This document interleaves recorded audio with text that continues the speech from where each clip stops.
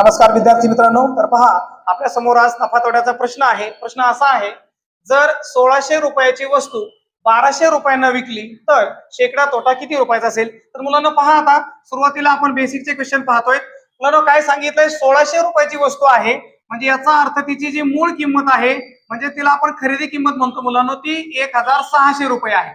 त्याच्यानंतर मुलांना ती वस्तू आपण 1200 रुपयांना विकलेली आहे म्हणजे त्याची विक्री किंमत आहे 1200 रुपये मुलांनो। तर आपल्याला तोटा काढायचा, तो पण शेकडा तोटा काढायचा आहे मुलांनो। आपण वस्तू ती 1600 रुपयाची होती, 1200 रुपयाला विकली म्हणजे आपल्याला घेतलेल्यापेक्षा कमी किमतीला विकली, म्हणून त्या ठिकाणी आपल्याला तोटा झालेला आहे। तोटा बरोबर काय मुलांनो, मग खरेदी किंमत तुमची 1600 रुपये वजा विक्री किंमत आहे 1200 रुपये। 1600 मधून 1200 गेले मुलांनो, किती रुपये उरले? 400 रुपये। म्हणजे याचा अर्थ आपल्याला तोटा किती रुपये झालेला आहे? 400 रुपयाचा।